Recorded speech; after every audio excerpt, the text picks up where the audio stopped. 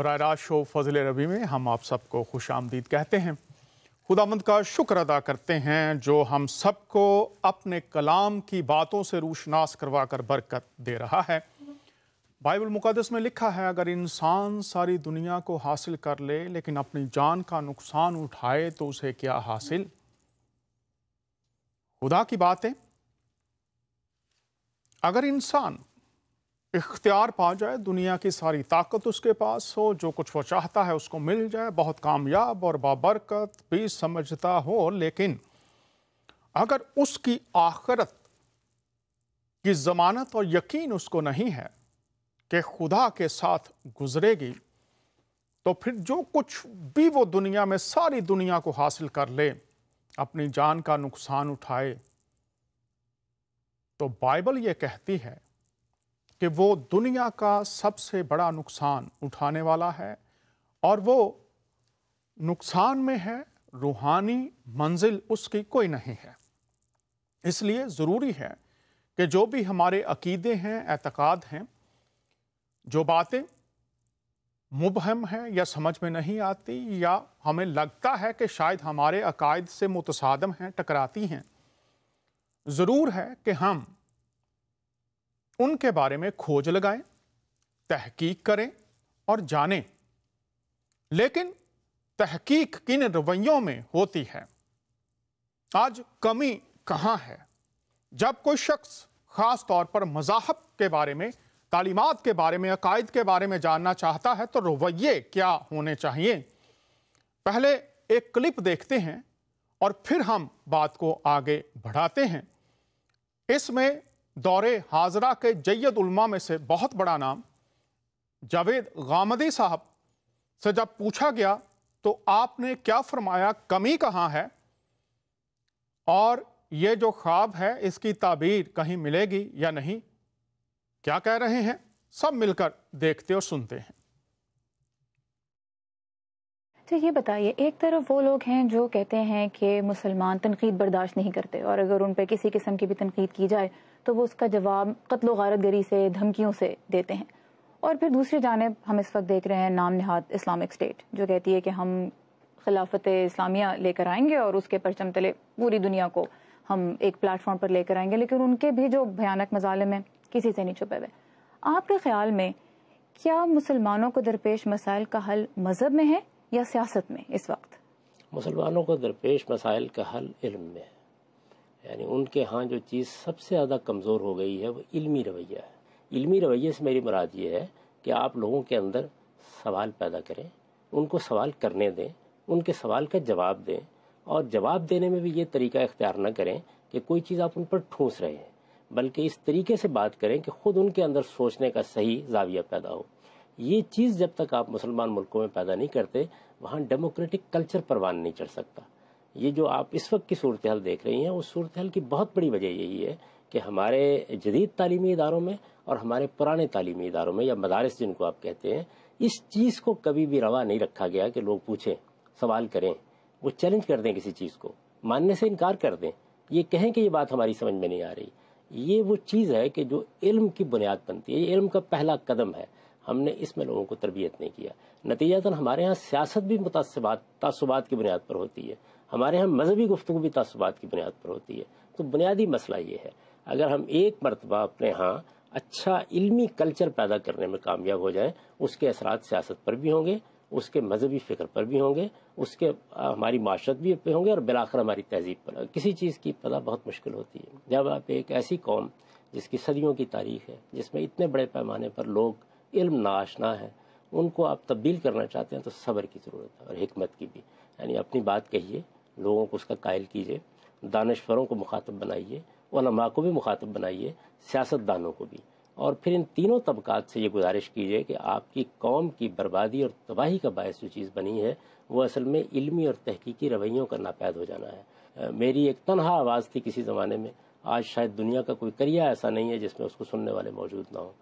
یہ بتائیے اتنے عرصے سے آپ کام کر رہے ہیں، آپ نے اپنے نام کے ساتھ کوئی ٹائٹل نہیں لگایا، آپ علامہ نہیں بنے، مفتی نہیں بنے، امام، ڈاکٹر، پروفیسر، کچھ آپ نے ٹائٹل نہیں لگایا، کیا وجہ ہے؟ میں ایک طالب علم ہوں اور میری یہ آرزو ہے کہ میں طالب علم پیدا ہوا تھا، طالب علم کی حیثیت سے زندگی بسر کروں اور اسی طرح دنیا سے رخصت ہو جاؤں۔ میرا اپنا احساس یہ ہے کہ میں جو مشن لے کے اٹھا ہوں وہ یہ تقاضا کرتا ہے کہ میں اپنی قوم کو بھی یہ دعوت دوں کہ وہ بھی سچے طالب علم بنے، اور طالب علم کے لیے کسی ٹائٹل کی ضرورت نہیں ہوتی۔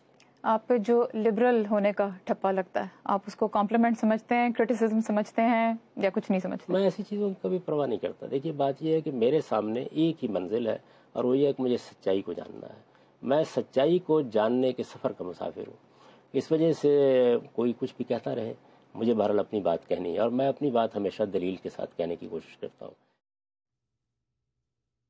ناظرین، آپ نے غامدی صاحب کی باتیں سنی ہیں۔ اب یہ ہمارے دونوں، وہ بہن اور غامدی صاحب دونوں مسلمان ہیں۔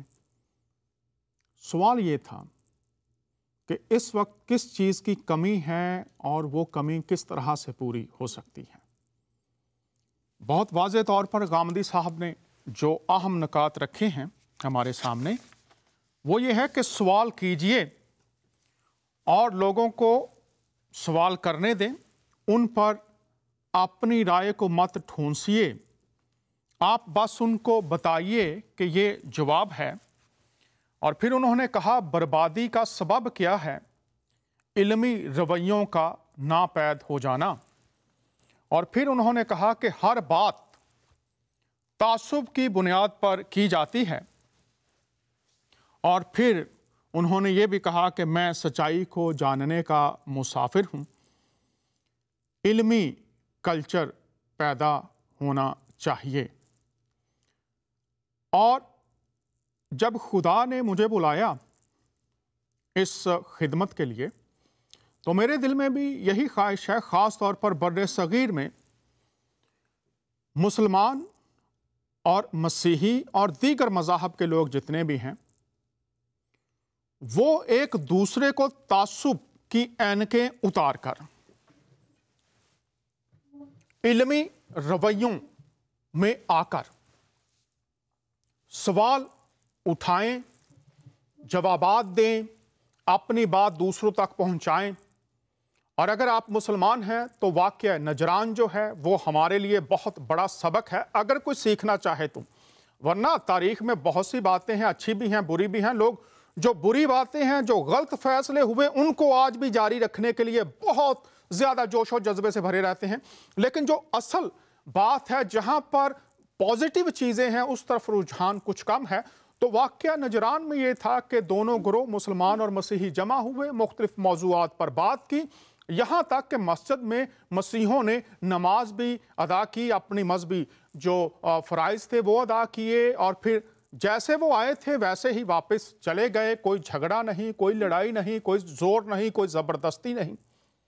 غامدی صاحب آج کے دور کی بات کر رہے ہیں، تو اس دور میں سوالات پوچھنے چاہیے، لیکن یہ انہوں نے پھر کہا تعصب کی اینک اتار کر بات تھوپی نہ جائے۔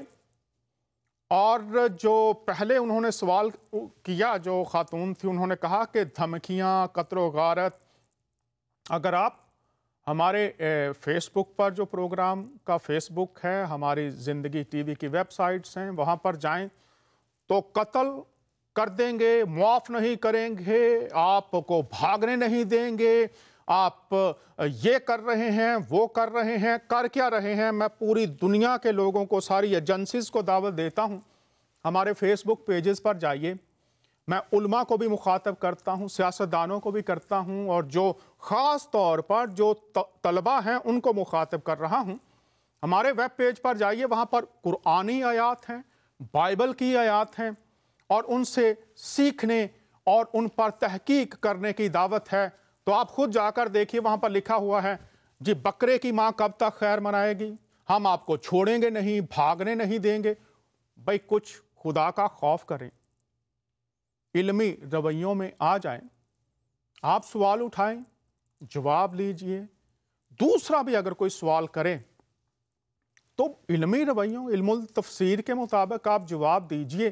अगर आपके पास जवाब नहीं है तो खुद तलाश कीजिए, ढूंढिए, लोगों को मौका दीजिए, बात करें। इस तरह से मोहब्बत, खुलूस, बर्दाश्त और भाईचारे के रिश्तों से मुआशरे तरक्की करते हैं।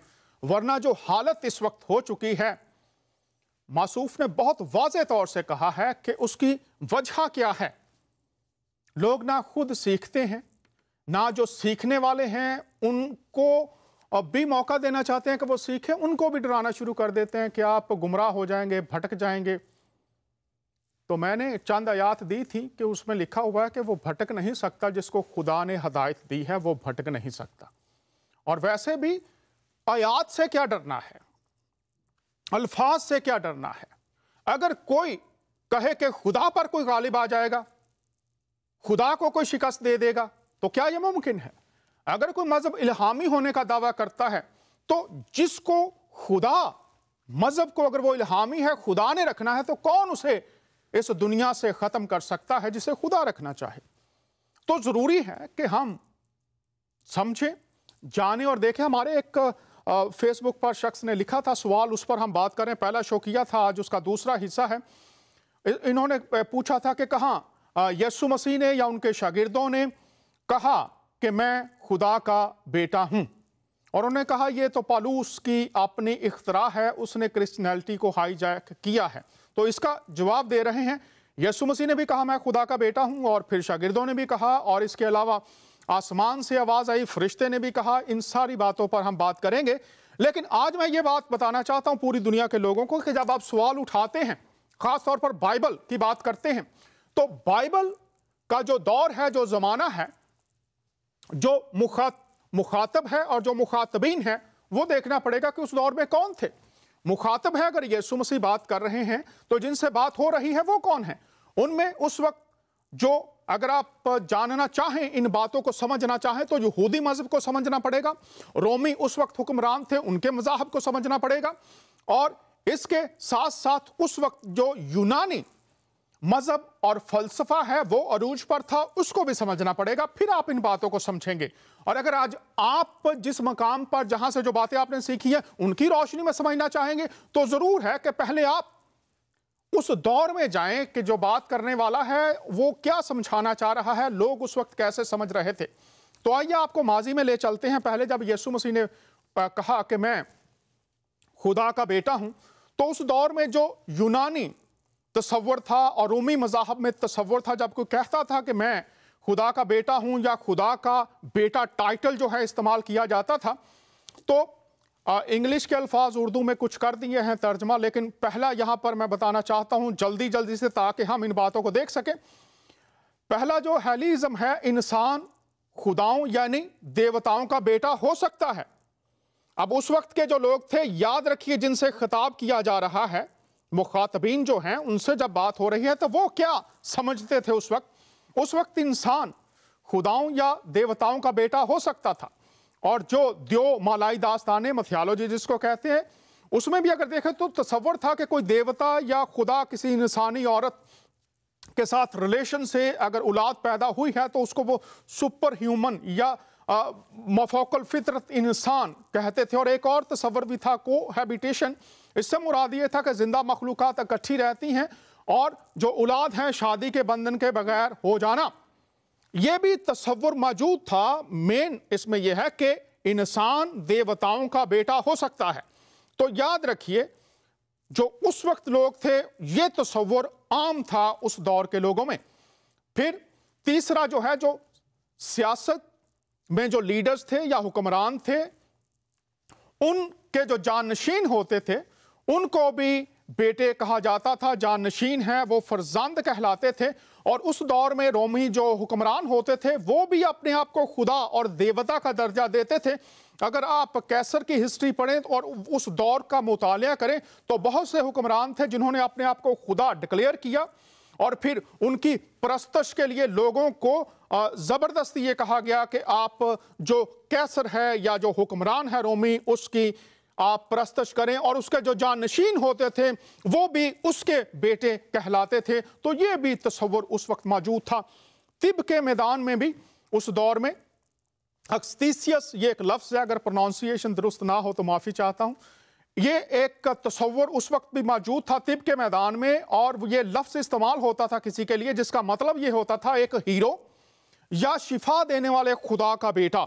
जहाँ से अगर कोई देवता शिफा दे रहा है, या अगर कोई हकीम है उसका शागिर्द है, उसके हाथों से शिफा मिल रही है, उसको शिफा देने वाले का बेटा भी कहा जाता था। पांचवी बात जो उस वक्त मौजूद थी वो थी कि जो कोई शख्स पुरस्कार ताकतें रखने वाले थे और उन ताकतों का कोई नाम दिया जाता था, वो उस ताकत के बेटे कहलाते थे। और जब यहूदी तस्वर में हम आते हैं तो जो उस वक्त यहूदी थे उनमें तस्वुर बेटा किस तरह से था, आइए वो भी देख लेते हैं। जो बादशाह थे उनको बेटा कहा जाता था। यहूदी तारीख में जितने भी लोग इस वक्त सुन रहे हैं, याद रखिए कि खुदा को बतौर बादशाह माना जाता था आगाज में, और फिर जब आप देखते हैं सौल नबी को जब बादशाह बनाया गया, उससे पहले खुदा हाकम आला था, और उसके बाद जो हाकम बनी इसराइल के बनते थे, बादशाह बनाए जाते थे, उनको भी बेटा पुकारा जाता था। ये आपके सामने आयात रखी हुई हैं। वो मुझे पुकार कर कहेगा तू मेरा बाप है, मेरा खुदा और मेरी निजात की चट्टान, मैं उसको अपना पहलोठा बनाऊंगा और दुनिया का शहनशाह। इसके बाद फिर हम और आयात देखते हैं, इसमें भी ये तस्वर मौजूद है। इसके साथ आसमानी मखलूक को भी बेटा कहा गया है। हवाला जात आपके पास ये सामने आपके रखे हैं, आप देख सकते हैं। चूंकि वक्त महदूद होता है इसलिए इसमें कोशिश करते हैं कि जितनी बातें मालूमात आप तक पहुंचा सकते हैं वो पहुंचाएं। इसराइल को भी खुदा का बेटा कहा गया है। अब इसराइल यहां पर हम देखते हैं, और जो फिर खुदा की मोहब्बत पाने वाले लोग थे उनको भी खुदा का बेटा कहा जाता था। अब यहां पर मैं थोड़ा सा पीछे आपको ले चलता हूं। इसराइल को जब खुदा का बेटा कहा गया है, बहुत से तौरेत में हवालाजात मिलते हैं, तो ये जो इसराइल को खुदा का बेटा क्या कहा गया है, यीशु मसीह तक आने के लिए इसको समझना भी थोड़ा ज़रूरी है। मुख्तसर बयान कर रहा हूँ, बाकी आप खुद तहकीक कीजिए, ये बातें रोज़े रोशन की तरह आया हैं। लेकिन अगर कोई शख्स इल्मुल तफसीर की रोशनी में पढ़ने के लिए कायल है, तो अगर कोई शख्स अपनी बातों को दूसरों पर ठोंसना चाहता है और माजी को देखना नहीं चाहता, जिस तरह से तालीम है उसको समझना नहीं चाहता, तो फिर उसकी हालत के बारे में क्या कहा जा सकता है। अब बनी इसराइल, पहली जो बात उनमें यह थी क्यों वो खुदा के बेटे कहलाए, और ये किसी इंसान ने टाइटल नहीं दिया, ये खुदा की कुतुब में जो खुदा ने मुकाशफा दिया उसमें खुदा ये कहता है। अब इसराइल पहले जो नंबर पर बात है वो कैसे खुदा के फर्जंद कहलाए हैं, वो खुदा के चुने हुए लोग थे। पहली बात जो बाइबल में तौरेत में बहुत वाज़े है कि खुदा ने चुनाव किया और इसराइल को खरूज की किताब 4 बाब और उसकी 22वीं आयत में, और फिर यर्मिया का सहीफा 31 बाब और उसकी 9वीं आयत में, यहां पर वो कहता है कि तू मेरा पलोठा है। ये खुदा कह रहा है इसराइल के बारे में, चूंकि उसने उन्हें चुना है कि वो मेरे लोग हैं। देवी देवता जब किसी को चुन लेते थे, कोई किसी शख्स का चुनाव होता था, ये तस्वुर आम था कि ये उस देवी देवता का बेटा है, चूंकि ये उसके लिए मखसूस है। तो जब खुदा ने अपने लिए लोगों को मखसूस किया तो उनके लिए यही टाइटल खुदा ने दिया है। और फिर ये दूसरी जो बात है इसराइल के लिए, पहली कि वो चुने हुए लोग हैं, और अगर आप इब्राहिम का नाम देखें तो उसके बारे में लिखा हुआ है कौमों का बाप। तो पहले इसराइल और उसके बाद कौम है। चूंकि खुदावन ने जब अपने बंदा इब्राहिम को बुलाया तो उसने कहा मैं तुम्हें बरकत दूंगा और तेरे वसीला से दुनिया की सब कौमें और कबीले बरकत पाएंगे। अब इसराइल बेटा इस्तेमाल किया गया इसलिए कि खुदा ने उनका चुनाव किया अपने लिए। दूसरी बात, ये खुदा चूंकि बादशाह था तो वो शख्सी तौर पर कहता है कि जो मेरे इख्तियार को आगे लेकर जाने वाले हैं और मेरी इलाही बादशाहत को आगे पहचाने वाले हैं, वो जमीन पर मेरी बादशाहत और अहकाम को लाने वाले हैं। इसलिए जब दूसरे शमूएल 7वां बाब और उसकी 14वीं आयत में दाऊद बादशाह की बात होती है तो वहां पर लिखा है मैं उसका बाप हूंगा और वो मेरा बेटा होगा। अब शख्सी तौर पर खुदा कह रहा है कि मेरी बादशाही जिस खानदान से, जिस नस्ब से चलेगी वो मेरा बेटा होगा। और फिर एक तस्वुर है ले पालक का, और ले पालक जब बेटा लिया जाता था तो फिर पूरी जो कम्युनिटी होती थी उसके सामने ऐलान किया जाता था कि ये मेरा बेटा है। अब यहाँ पर अगर आप देखें ज़बूर 2 और 7वीं आयत है, और फिर अगर हम देखें आगे और बहुत से हवाले हैं जिन पर बात की जा सकती है। और ये शाही जानशीन हैं खुदा के, जो दाऊद की नस्ल से आगे होंगे। और मत्ती की अंजील, मरकस की अंजील, लूका की अंजील बहुत वाज़े कर देती है, वहाँ पर नाम आ जाते हैं अमैनुएल, मसीह, और फिर ये बादशाहत जो है वो आगे चलती है। तो बनी इसराइल को जब आप समझते हैं तो इस तरह से खुदा उनको अपने बेटे कहता है। हमारे साथ एक कॉलर हैं, इनसे बात करते हैं और फिर हम बात को जारी रखेंगे। जब मसीह ने कहा मैं बेटा हूं, उसका पस मंजर बयान कर रहे हैं। जी, आपको बराह रास्त शो फजल रबी में खुश आमदीद कहते हैं। कैसे हैं आप? ठीक ठाक, अल्लाह पाक करम। आप सुनाएं? जी, बहुत शुक्र है खुदामंद का। तो आप बातें सुन रहे हैं, कुछ कहना चाहें तो जरूर कहिए, आप ऑन एयर हैं। जी जी, मैं पाकिस्तान से गुजरांवाले से बात कर रहा हूँ। मेरा नाम है नजम खान। आपसे फेसबुक पर कमेंट भी मैंने दिए थे। तो मेरा एक सवाल है डॉक्टर साहब, आप मुझे इसका जवाब बाइबल की रूह से देना, कुरान का हवाला नहीं देना। मैं सिर्फ बाइबल की रूह से इसका जवाब सुनना चाहता हूँ आपसे। बात कीजिए। मेरा सवाल ये है कि आपकी बुक है ओल्ड टेस्टमेंट, जिसको आप बोलते हैं पुराना अहदनामा, पैदाइश का बाब है और सफ़ा नंबर 14 आयत नंबर 17 जहाँ लिखा खतने का हुक्म। अच्छा, उसमें लिखा है खुदा ने अब्राहम से कहा सारी जो तेरी बीवी है उसे अब सारी कहकर मत पुकार, उसका नाम अब पैरा हो गया। उसे मैं बरकत दूंगा, वो कौमों की माँ होगी और उसे आलम जहाँ के बादशाह पैरा होंगे। ठीक है? ठीक है। मेरे सवाल कहने का ये मतलब है कि आप मुझे बताएं, हज़रत इस्माइल अलैहिस्सलाम जो हाजरा से पैदा हुए थे, इब्राहिम के बेटे, और हज़रत इसहाक जो सैरी से पैदा हुए थे, उनमें से बड़ा कौन है? ये तो आपको भी पता है बड़ा कौन है, इसमें पूछने वाली कौन सी बात है? नहीं सर, आप बताएं ना। इस्माइल पहले पैदा हुए ना, बाद में इसहाक है। तो अब आप बताइए सवाल क्या है वो आप कीजिए। क्लियर हो गया ना? इस्माइल अलैहिस्सलाम बड़े हैं ना। आगे आपकी बाइबल में लिखा है सफ़ा नंबर 19 आयत नंबर 22 है। आप सवाल बताइए, आयात का मोहतरम, आयात का हमें पता है, आप सवाल बताइए बस। सवाल क्या है आपका उसमें? सवाल मेरा ये है कि आपकी बाइबल इसको एक्सपेक्ट नहीं करती। जो इधर लिखा है ना, कुछ अर्सा बाद खुदा ने इब्राहिम को आज़माया, उससे कहा कि आप अपने इकलौते बेटे जिसको तू प्यार करता है उसको कुर्बान की राह में, मतलब लिखा है कुर्बान कर। इकलौते बेटे से आप क्या मुराद लेते हैं, मुझे ये समझाएं। अच्छा, अब अभी मैंने बात की कि आपको समझना पड़ेगा कि यहूदी जो रस्म रिवाज हैं वो क्या है, उस दौर में आपको जा रख के देखना पड़ेगा। अब यहाँ पर आप अगर थोड़ा सा पढ़ लेते ना, सुनिए आप बात सुन ले, बात सुने, मैं अभी बता देता हूँ आपको, 1 सेकंड दीजिए। अब उस दौर में ये होता था कि बेटा जो है वो किसको माना जाता था, ये जरा सुनिए गौर से, ठीक है? जो उस वक्त रस्म रिवाज थे उसमें ये था कि आपकी जो बीवी है निकाह में जो है, ठीक है, जो खानदान से है जिससे आपका निकाह हुआ है, ये याद रखिए, ठीक है, नस्ल उससे चलती थी। और जो आप अगर आपने पढ़ा होगा तो एक लफ्ज़ लिखा है कि वो लौंडी थी उनकी, जो बीबी हाजरा थी, और बीबी सारा के जब नहीं हो रही थी औलाद तो फिर लौंडी उन्होंने दी, ठीक है? तो अब ये जो अगर आप देखेंगे उस दौर का जो कल्चर था वो ये था कि पलौठा वही कहलाएगा जो बीवी से पैदा हुआ है, ठीक है? जो लौंडी से है या दीगर बीवियों से हैं, जो कानूनी तौर पर जो बात, अब अगर आपको मैं ले जाऊं इस्लाम के जो मिरास के कवानीन हैं और उस दौर के मिरास के कवानीन जो थे, तो ये है असल बात जहां पर ये बात मुबहम नहीं रहती, खुल जाती है। तो उस दौर में जो माना, एक मिनट सुन लीजिए। मैंने आपकी बात समझ रहा हूँ, मैंने खुद पढ़ा है, इसलिए मैं आपसे बात नहीं करता। मैं मान रहा हूँ, उधर लौंडी लिखा है, मैं मान रहा हूँ। मुझे ये बताएं कि अल्लाह के इब्राहीम अलैहिस्सलाम ने तो अल्लाह के वजह से किए थे ना, कोई गलत काम तो किया नहीं था। तो हज़रत इस्माइल अलैहिस्सलाम बड़े हुए ना, نہ کہ اسحاق۔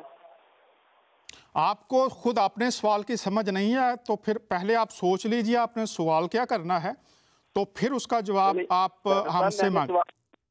کہ آپ کی کتاب ہے پرانا عہد نامہ، اس میں جو کتاب لکھا ہے اکلوتا بیٹا، اور پہلے تو حضرت اسماعیل پیدا ہوئے تھے، بعد میں حضرت اسحاق۔ سنیے پھر میں آپ سے عرض کر حضرت ابراہیم علیہ السلام کی ازمائش کے بارے میں لکھا ہوا، تو وہ تو خود کو اس کو جو لکھا وہ خود۔ اچھا چلے ابھی میں آپ کو بتا دیتا ہوں، ابھی ایک سیکنڈ دیجئے، بچے کس کے تھے؟ بھائی جی سنیے، ایک منٹ، وقت نہ ضائع کریں اپنا بھی میرا بھی، ایک منٹ بھائی جی بات سنیں، بھائی جی بات سنیں، بھائی جی بات سنیں۔ اب بچے کس کے تھے؟ ابراہیم اور بی بی سارہ کے تھے یا آپ کے یا میرے تھے؟ یہ مجھے بتائیے، بچے ان کے تھے نا؟ آپ کے یا میرے تو نہیں تھے، ان کو زیادہ پتہ ہے یا آپ کو اور مجھے زیادہ پتہ ہے؟ تو وہ کہہ رہے ہیں پلوٹھے کو لے کے جا، ٹھیک ہے، تو وہاں پر تو لکھا ہوا ہے وہ اسحاق کو لے کر گئے، تو آج ہم بات کر رہے ہیں اتنے عرصے کے بعد کہ جناب وہ تو اسماعیل کو لے کر گئے۔ بھائی پلوٹھا کدھر سے آ گیا؟ وہاں لکھا ہے آپ کی پرانے عہد نامے میں، اولڈ ٹیسٹمنٹ میں لکھا ہے اکلوتے بیٹے کو لے کر گئے۔ وہ تو جو سٹیٹس تھا نا قانونی، سنیے اور سن لے بھائی، سن لے اور بھائی سن لے، کے تحت ابراہیم کے بیٹے نہیں تھے۔ اور سن تو لے میرے بھائی، سن لے ذرا غور سے سنیں بات کو۔ سن رہا ہوں نا بھائی۔ ہاں، اس دور کی جب آپ بات کر رہے ہیں تو جو سٹیٹس تھا قانونی اس کی بات کر رہے ہیں، وہ اکلوتا ہی کہلائے گا چونکہ وہ بیوی سے ہے۔ اور اگر آپ اس بات کو نہیں مانتے تو میں آپ سے یہ درخواست کر رہا ہوں کہ پہلے آپ اس دور کے جو رسم و رواج تھے، میں نے آپ کو مثال دی، جو میراث کے قوانین ہیں اسلام میں، آپ ان کو پڑھیے، اور اس سے پہلے جو میراث تھے آپ۔ میں مانتا ہوں آپ جو کہہ رہے ہیں سچ کہہ رہے ہو، میں مانتا ہوں، میری بات تو پھر یہی بات ہے، سنیے، اس رسم و رواج کو چھوڑو تو وہ یہودیوں والے رسم و رواج تھے، لیکن آپ اللہ کے رسم و رواج کو مانو گے نا۔ سنیے آپ میری بات، اب بات سن لیجیے، آپ نے جیسے کہا ہے نا کہ آپ سچ کہہ، ابراہیم نے دوسری شادی کی تھی نا۔ میری بات تو سنیں نا آپ، اب آپ کے ساتھ وقت ضائع ہونے کے علاوہ اور کچھ نہیں ہوگا۔ اب آپ سنیے میری بات سن لے، آپ پر میں نے جواب۔ ڈاکٹر صاحب ایک اور سوال ہے، یہ تو واضح ہو گیا نا اب آپ کو۔ اچھا ٹھیک ہے، تو میرا ایک دوسرے سوال کا جواب دے دیں۔ جی فرمائیے۔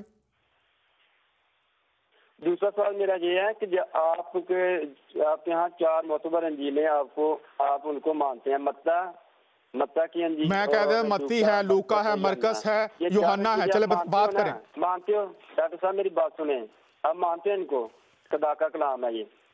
تو یار ہو رہے سی تھے مونگ پھلی بیچن ڈے ہیں بھائی، ماننے یا تے بیٹھے ہیں نا سی مانتے ہو؟ ہاں، تو اس میں جو بھی باتیں لکھی ہیں وہ ٹھیک لکھی ہیں نا؟ یار آپ سوال کرو، آپ وقت ضائع نہ کرو، سوال کیا ہے آپ کا ان پر، یہ بات کریں۔ میرا سوال یہ ہے، میں آپ کو حوالہ دیتا ہوں، متی کی انجیل ہے، باب نمبر 1 عبارت نمبر 16 میں لکھا ہے، متی نے ادھر لکھا ہے کہ یعقوب سے یوسف پیدا ہوئے جو مریم کا شوہر تھا، جس سے یسوع پیدا ہوئے جو مسیح کہلاتا ہے۔ ہاں جی ٹھیک ہے، سوال کریں باب نمبر 3 بھائی، آپ سوال کر دیں کہ جو حضرت مریم علیہ السلام کے شوہر تھے، پہلے شوہر تھے یوسف، اس کے باپ کے بارے میں بتا رہے ہیں متی کی انجیل میں کہ یعقوب سے یوسف پیدا ہوئے۔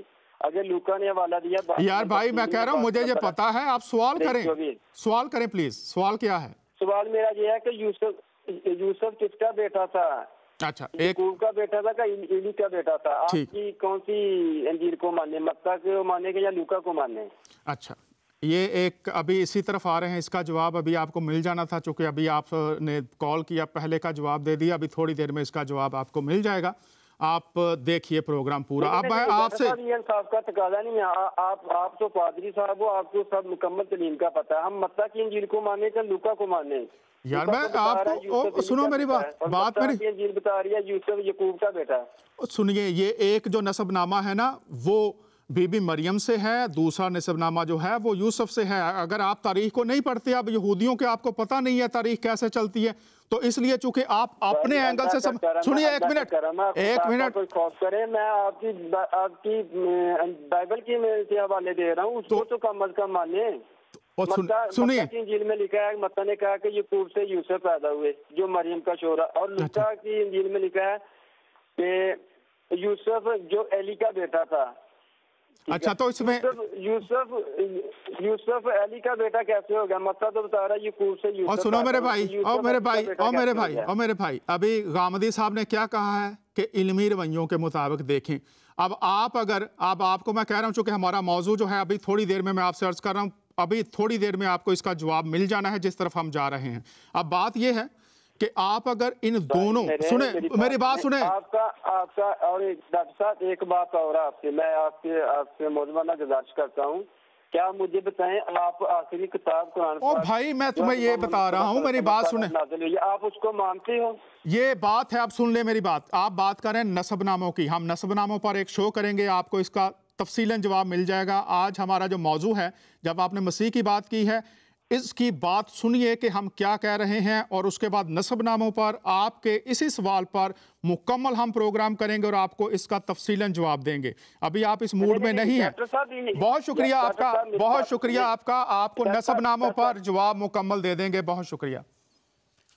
नाजरीन, कभी कभी हमारे जो अहबाब हैं वो अपनी बात लागू करना चाहते हैं, लेकिन कुछ बातें होती हैं जिनको आप ये मुख्तलिफ जो पुश्ते हैं उनकी बात है, निस्बनामे की बात है। मुख्तसर मैंने बताया कि एक तरफ जो निस्बनामा है वो बीबी मरियम से है, एक तरफ जो निस्बनामा है वो जनाब यूसुफ की ज़ात के साथ है। अब इसको तफसीलन हम बयान करेंगे जो निस्बनामों की बात है। आज हम बात कर रहे हैं कि यीशु मसीह ने जब कहा कि मैं खुदा का बेटा हूँ, तो ये हम बात कर रहे हैं कि लोग कैसे समझे। उस वक्त ये जो तस्वुर था कि मसीह ने कहा कि मैं खुदा का बेटा हूँ, ये किस तरह से हम समझें, तो इसकी बात कर रहे हैं। तो हमने आपके सामने रखे जो यूनानी और उसके साथ रोमी तस्वुरात थे, फिर हमने बात की यहूदी जो उस वक्त मौजूद थे उनके तस्वुरात थे। तो इसमें जो अहम बात इस वक्त हम चाह रहे हैं कि आप तक पहुंचे, वो आप ज़रूर इस बात को जहन में रखिए कि बेटा जैसे आज आप समझना चाहते हैं, जिसमें मियाँ बीवी के ताल्लुक़ के साथ बात की जाती है, तो ये एक इस वक्त तस्वुर है जो लोगों ने बनाया हुआ है, उसको प्रमोट कर रहे हैं और उस पर जोर देते हैं कि हर शख्स इसी तरह से समझे जिस तरह से वो चाहते हैं कि इस तस्वुर को समझा जाए कि किस तरह से अल्लाह की बीवी हो सकती है, किस तरह से फिर अल्लाह का बेटा पैदा हो सकता है। तो ये जो तस्वुर है ये तो आज आपका है या कुछ अरसा पहले कुछ लोगों का होगा, लेकिन उससे पहले जब बात की जा रही है उस वक्त कौन से लोग वहां पर मौजूद थे, जिनके साथ बात हो रही है, वो किस तरह से बात को समझते थे। और हमेशा जरूरी है कि हम खुदा के कलाम की रोशनी में बातों को समझें, तो फिर ही हम इन बातों को समझ सकते हैं, वरना मुश्किल हो जाएगा। और आज हमारे साथ कुछ लोग होंगे फ़ोन पर जिन्होंने इन बातों को समझा है, और वो भी हमारे साथ इस तरह से इन बातों को बताएंगे कि कैसे उनको समझ आई। तो इस वक्त हमारे साथ टेलीफोन पर मलक साहब हैं। क्योंकि लोग ये कहते हैं ये शिरक है, तो जो बातें रह गई हैं वो मैं अभी बताता हूं, लेकिन जिस शख्स को ये समझ आई है वो कैसे इस बात को समझे हैं। मलक साहब हमारे साथ मौजूद हैं, तो मलक साहब के साथ बात करेंगे और फिर यीशु मसीह ने जब बेटा कहा, पस मंजर आपको बताया है, इनको कैसे समझ आई है और फिर किस तरह से समझें, वो बातें अभी आपको बताएंगे। तो मलक साहब हमारे साथ हैं। जनाब मलक साहब, खुशामदीद, कैसे हैं आप? शुक्र है, उसका एहसान है। जी मलक साहब, हम आपसे पूछना चाहते हैं, ये मैंने पस मंजर बयान किया बेटे के ताल्लुक से, और आप दोनों मज़ाहब को समझते हैं, तो जो लोग एतराज़ करते हैं, आपने भी कुछ एतराज़ उठाए और फिर आप पर ये जो एतराज़ थे वो भेद खुले कलाम की रोशनी में कैसे आप समझें इन बातों को जो आज लोग नहीं समझ पा रहे? जनाब, मैं जिन साहब का आपने एक छोटा सा क्लिप दिखाया है, मैं उनकी तरह कहूँगा कि किताब मुकद्दस और अदयान आलम का मैं एक तालिब इल्म हूँ। रही बात इन हकायक के समझने की, तो मैं यही कहूँगा कि जब तक हम अपने ऊपर से तासुब का ढकना हटाएंगे नहीं, उस वक्त तक बरकत नहीं मिलेगी और नफसानी और जिस्मानी आदमी खुदा के रूह की तह की बातों को नहीं समझ सकता। तो जब मैंने अपने आप को न्यूट्रल किया और कहा कि ज़ाते इलाही तू अपने आप को मुझ पर जाहिर कर, मुझे कुछ भी नहीं आता, तो फिर उसने अपने आप को और इन भेदों को मुझ पर खोला। अरसा लग गया, जमाने लग गए इन हकाइक की स्टडी में और मताले में, और आज भी मैं इन हकाइक को और इन सच्चाइयों को और बेहतर तरीका से समझने के लिए कोशा हूं, और ये जमाना जो है ये तालिब इल्मी का बहुत खूब गुजर रहा है। जी बिल्कुल, यही मैं दरख्वास्त करूंगा कि बाप, बेटा, रूहुल कुद्स, आप कैसे समझे इस बात को? शुक्रिया जनाब अली। मेरे ख्याल में चूंकि आपके जो सामीन हैं उन सामीन को भी मुझे मद्देनजर रखना पड़ेगा, अहले इंजील को भी यानी अहले कलीसा को भी सामने रखना पड़ेगा, और अहले यहूद को भी सामना रखना पड़ेगा, ताकि मैं इस बात को बेहतर तरीका से बयान कर पाऊं कि मैं किस तरह से इस हकीकत को समझा हूं। अगर हम इन अदियान को जो खुदाए वाहिद पर यकीन रखते हैं एक तरतीब दूं, तो सबसे पहले यहूदियत है, अहले यहूद हैं, और उनके बाद अहले कलीसा यानी मसीहियत, मसीही हैं, और उसके बाद अगर मैं कहूं तो वो अहले इस्लाम हैं। तो मुझे थोड़ा सा वक्त दीजिएगा इनको थोड़ा सा बयान करने के लिए, ताकि बात और बेहतर तरीका से क्लियर हो जाए। हकीकत यह है कि जो लफ्ज तस्लीस आता है वो बहुत सारे लोगों के लिए प्रॉब्लम का और मुश्किल का सबब होता है। तो मैं तो यूं कहूंगा कि क्यों ना हम थोड़ी देर के लिए लफ्ज तस्लीस को एक तरफ रख दें, हम सिर्फ इस बात को जाने कि ज़ाते इलाही खुदा जो है उसके बारे में हमारा क्या ईमान है, हम क्या समझते हैं, अहले यहूद क्या समझते हैं, अहले कलीसा क्या समझती है, और अहले इस्लाम क्या समझते हैं। मैं एक तरतीब से आऊंगा तो ज्यादा बेहतर तरीका से बात चलेगी। यूं समझें मैं अपने सामीन से ये अर्ज करूंगा कि आप यूं समझें जैसे आप एक कमराए जमात में बैठे हैं और मैं सामने खड़ा हूं, और दीवार पर एक व्हाइट बोर्ड या ब्लैक बोर्ड लगा हुआ है, और मैंने उस व्हाइट बोर्ड के ऊपर एक साइड पर ऊपर अहले यहूद लिखा है, उसके बाद सेंटर में अहले मसीहत लिखा, तरतीब की बात कर रहा हूं इसलिए कह रहा हूं, और उसके बाद तीसरे कॉलम के ऊपर मैंने अहले इस्लाम लिखा है कि खुदा के बारे में हमारा क्या तसव्वुर है। अब जब मैं अहले यहूद की बात करता हूं तो बेहतर होगा कि मैं तौरात शरीफ का ही हवाला दूं, तो बेहतर तरीका से हम समझ पाएंगे। तौरात की जब मैं बात करता हूं तो उसकी 5 कुतुब हैं। ये बाइबल मुकद्दस जिसको कहा जाता है उसकी सबसे पहली किताब की बात करूंगा, और उर्दू तर्जमा में मेरे पास ये लिखा है कि खुदा ने इब्तदा में जमीनो आसमान को पैदा किया। याद रखिए मेरे तमाम सामीन जितने भी आप सुन रहे हैं, किसने जमीनो आसमान को पैदा किया? खुदा ने। तो अब ये जो अहले यहूद का कॉलम है इसमें मैं लिखता हूं खुदा। ओके, अब अगली आयत में क्या है? दूसरी आयत में, और जमीन वीरान और सुनसान थी और गहराओं के ऊपर अंधेरा था, और खुदा की रूह पानी की सतह पर जुम्बश करती थी। ओके, एक तो हमने खुदा लिख लिया है, और फिर उसके नीचे दूसरे नंबर पर मैं लिखूंगा खुदा का रूह। ओके, खुदा का रूह। और फिर इसके बाद एक और बात मैं लिखना चाहूंगा, और वो तीसरी आयत में है, इसी बाब की पहली किताब के पहले बाब की तीसरी आयत में। और खुदा ने कहा कि रोशनी हो जा, और रोशनी हो गई। खुदा ने कहा। तो मैं जो अभी कह रहा हूं वो मैं कलाम कर रहा हूं, मेरे मुंह से कलमात निकल रहे हैं, कलमा निकल रहा है।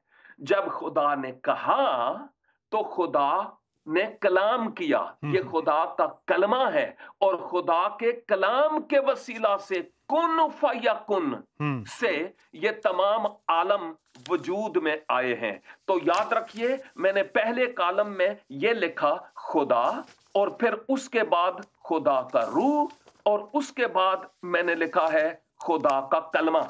एक गलत फहमी ना ले जाइएगा कि मैंने नंबर 1 खुदा और नंबर 2 खुदा का रूह और नंबर 3 यानी नीचे लिखा है कलमा। तो कहीं इस बात को यूं ना समझिएगा कि मैं यानी जो खुदा का कलमा है वो सबसे नीचे है, तीसरे नंबर पर है। नहीं नहीं नहीं नहीं, ये बराबर है। खुदा खुदा है, खुदा का रूह खुदा है, खुदा का कलमा खुदा है। कैसे? मैं बाय द वे अभी अगर आप मेरी आवाज रिकॉर्ड कर रहे हों तो कल अगर आप रावलपिंडी में यही रिकॉर्डिंग सुन रहे हों तो अगर कोई मेरा दोस्त, मेरा जानने वाला वहां पर मौजूद हो तो वो ये कहेगा, अरे ये वो मलिक साहब की आवाज नहीं है, ये मलिक साहब नहीं बोल रहे। भाई मैं वहां उस रेडियो में बोल नहीं रहा, वहां पर मैं मौजूद नहीं हूं, मैं उस छोटी सी डिबिया में समा नहीं सकता, मलिक साहब वहां पर नहीं पहुंचा हुआ। ये मेरा कलमा है, मेरा कलाम है जो मैंने किया, तो आपको वहां पर सुनाई दे रहा है। एक तो ये कि खुदा, और फिर खुदा का रूह और खुदा का कलमा। खुदा का ही रूह है, खुदा का ही कलमा है, साफ जाहिर है ये खुदा है। अब दूसरे कॉलम में मैं चलता हूं जहां पर अहले कलीसा हैं, उनका क्या ईमान है और वो क्या समझते हैं। याद रखिए, जो तालीम मैं दे रहा हूं, ये जो तसलीस का लफ्ज है उसको तो निकाल दिया, लेकिन उसकी तालीम जो है, उसकी तालीम तौरात में भी, जबूर में भी, तौरात में भी, इंजील में भी, और सहाइफुल अंबिया के अलावा मैं कुरान हकीम की भी बात कर रहा हूं कि वहां पर भी ये तालीम मौजूद है। मानू या नहीं मानू ये एक अलग बात है। तौरात के बारे में मैंने आपको बता दिया है। अब जब मैं अहले कलीसा या अहले इंजील वाले कॉलम में जाता हूं तो वहां पर तालीम बिल्कुल सेम उसी तरह से अहले यहूद की तरह नहीं, थोड़ी सी मुख्तलिफ है, लेकिन जो हकीकत है वो बिल्कुल सेम उसी तरह से है। फॉर एग्जाम्पल, जो पहले कॉलम में मैंने सबसे टॉप पर खुदा लिखा है, अब अहले मसीहियत में वो खुदा है, लेकिन अहले मसीहियत के लिए वो खुदा सिर्फ खुदा नहीं है। अहले कलीसा के लिए वो खुदा बाप है। रब का क्या मतलब है? पालने वाला। और जो पालने वाला है, परवरिश देने वाला है, स्पिरिचुअली, रूहानी तौर पर हम उसको बाप कहते हैं। फिजिकली उसको बाप नहीं कहते हैं, उसकी कोई जोरो नहीं थी।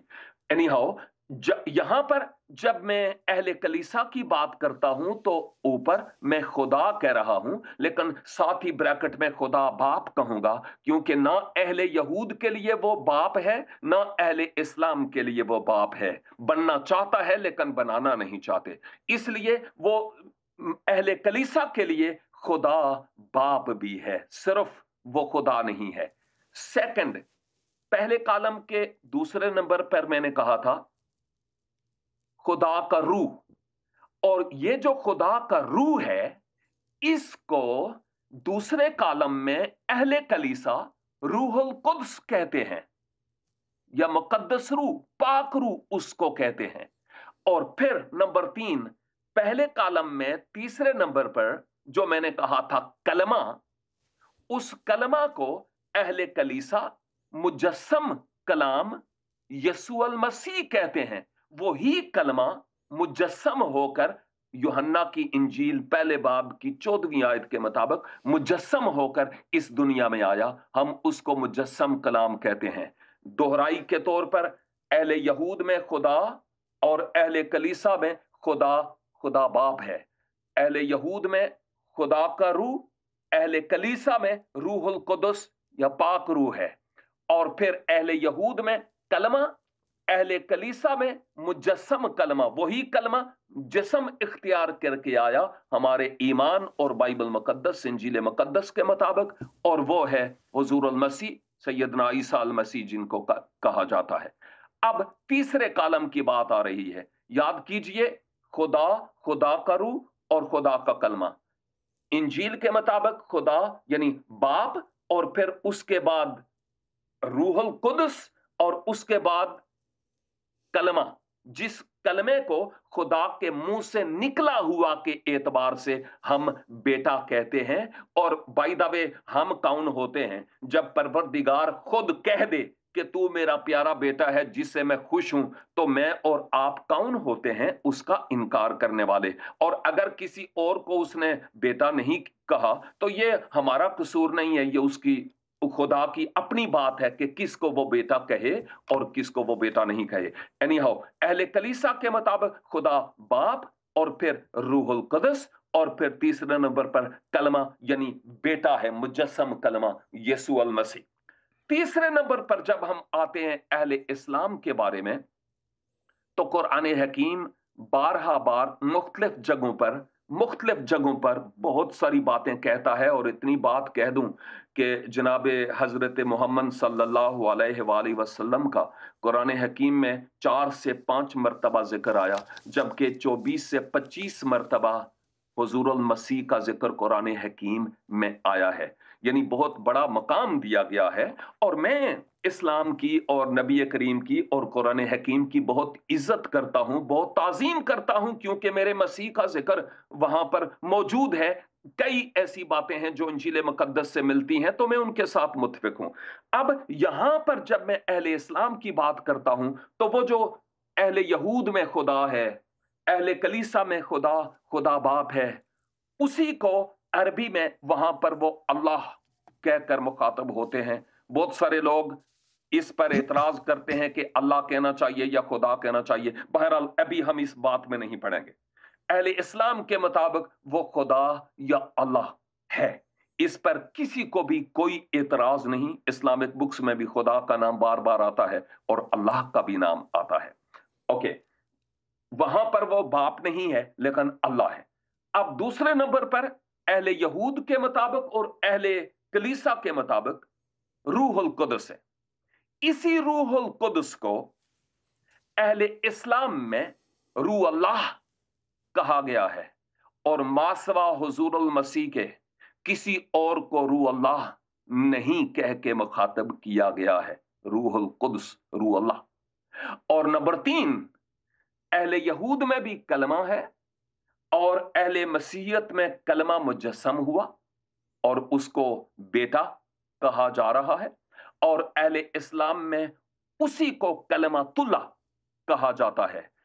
अल्लाह है, रूह अल्लाह है और कलमातुल्लाह है। वही बात अहले यहूद में भी पाई जाती है, वही बात अहले कलीसा में भी पाई जाती है, वही बात अहले इस्लाम में भी पाई जाती है। अब हम उसको मानते हैं या नहीं मानते, ये हमारी अपनी बात है कि हम कहां पर हैं और कैसे हैं। खुदा एक ही है, हम तमाम मानते हैं खुदा एक है। हम 3 खुदाओं के कायल नहीं हैं, एक ही वाहिद खुदा है।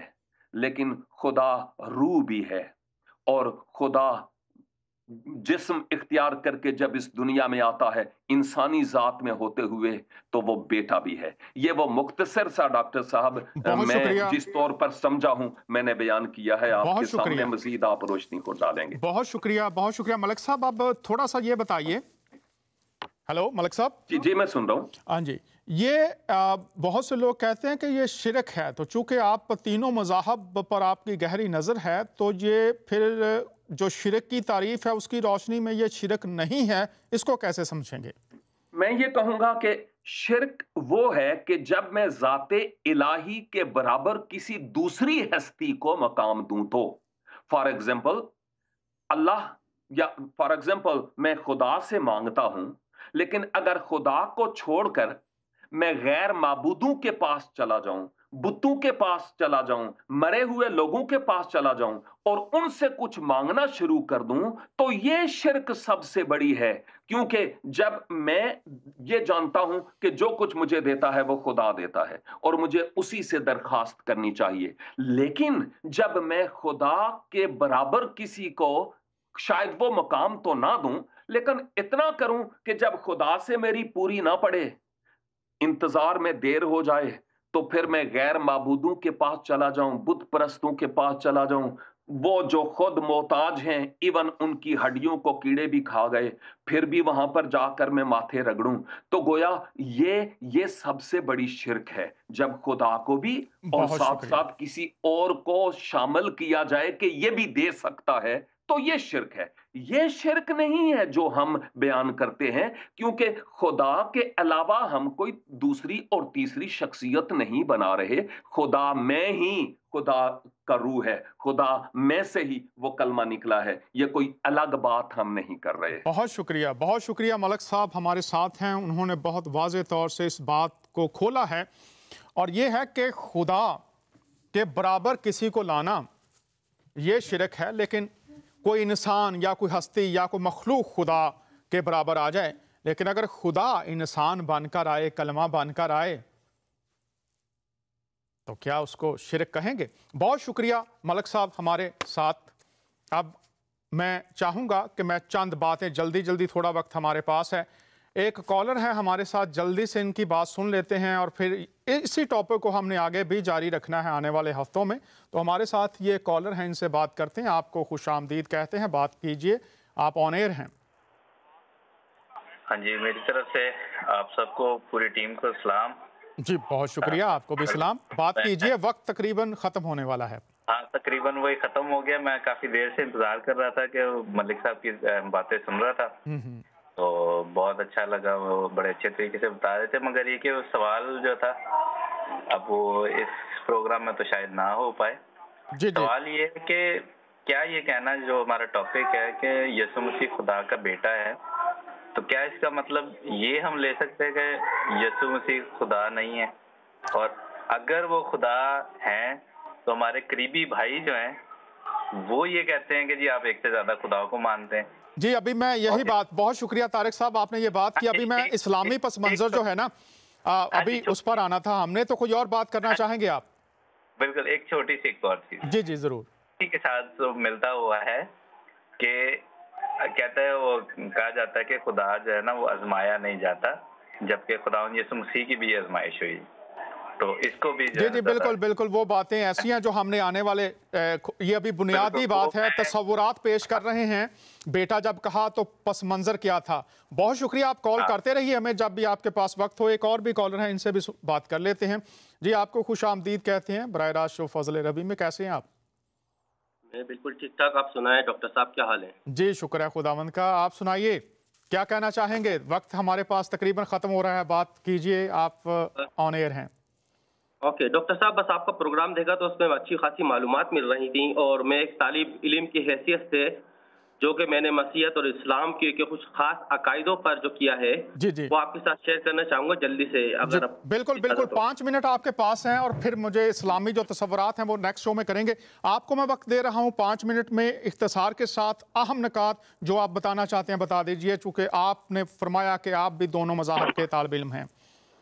जी, बचपन से ये सुना है कि जब अल्लाह ने आदम को मिट्टी से पैदा किया तो उसमें अपनी रूह फूकी, और फिर आदम से लेकर आज तक हर शख्स में वो रूह मौजूद है, क्योंकि इसका ना तो कुरान में कहीं तज़किरा है कि हर इंसान के अंदर, बशर में खुदा ने स्पेशली तौर से वो रूह फूकी है।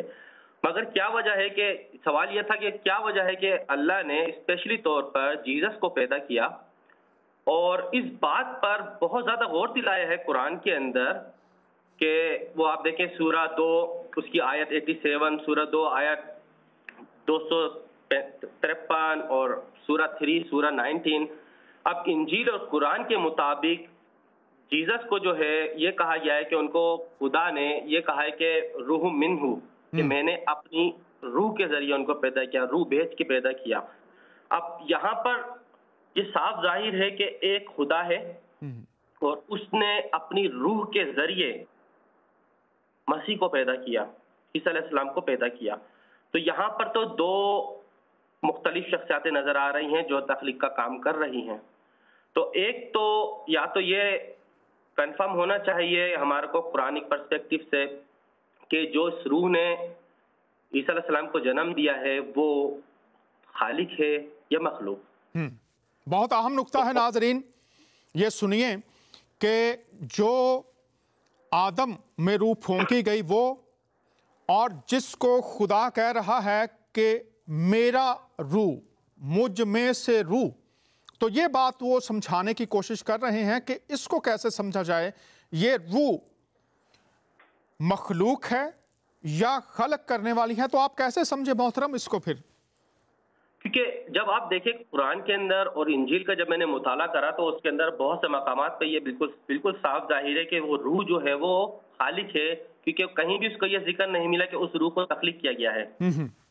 खुदा का रूह जो है वो मखलूक नहीं हो सकती, वो खुद खालिक है। और जब वो जिस्म ले रही है तो वो फिर आदम की रूह नहीं है जो मखलूक है, बल्कि जो क्रिएटर है वो रूह खुद, जो खलक करने वाली रूह है वो है जो जिस्म में आ रही है। तो ये बात आप पर खुली है क्या? जी बिल्कुल। और कुरान के अंदर जो है मुख्तलिफ आयात के अंदर सिर्फ यसू मसीह को ही रूहुल मुकद्दस कहा गया है। फिर एक बहुत अच्छा लक़ब है जो किसी को नहीं दिया, वो रूहुल अमीन है। तो ये सारे लक़ब जो है यसू मसीह को दिए गए हैं।